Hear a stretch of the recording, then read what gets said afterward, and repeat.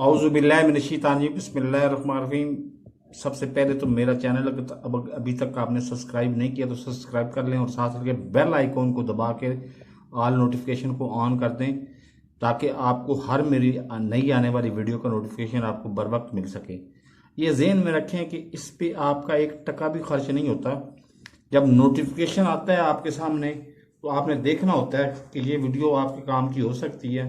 अगर काम की हो सकती है तो आप देखें, अगर नहीं है काम की हो सकती तो ना देखें, लेकिन सब्सक्राइब लाजमी करें। जब से नून लीग सुप्रीम कोर्ट का फैसला आया है नून लीग के खिलाफ और ऑनरेबल सुप्रीम कोर्ट ने हुक्म दिया है कि जी 90 दिन के अंदर अंदर इंतखाबात करवाए जाएं, उस वक़्त से आज तक ये कोई मेरे ख्याल 15 या 20 बहाने घट चुके हैं।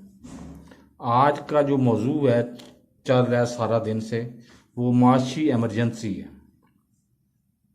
माशी एमरजेंसी ये कोई पता नहीं है। इलेक्शन कमिश्नर जिस तरह का उसका किरदार है या जिस तरह के उसके अमाल हैं, कोई पता नहीं कि कल या परसों वो जाके सुप्रीम कोर्ट में जाके कहे कि जी हमारे पास तो फाइनेंशियल क्राइसिस है, हमारे पास तो पैसा ही नहीं है इलेक्शन करवाने के लिए।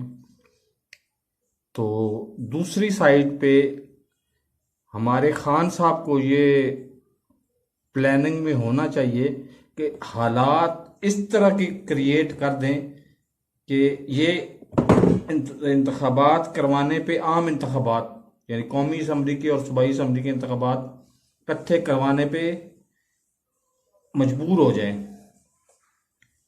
तो अगर ये हो जाए तो ये बहुत अच्छा होगा हमारे लिए।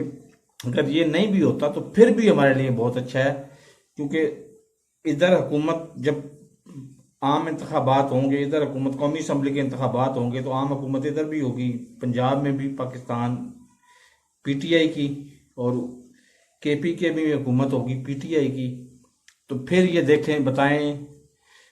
और जो जहर उगल रहे हैं ना बयानियां बनाने के लिए, अभी मतलब नून लीग उस बयानिए को इस तरह से मार पड़नी चाहिए कि वो जिंदगी में कभी भूल जाएं इस बयानिया बनाने को।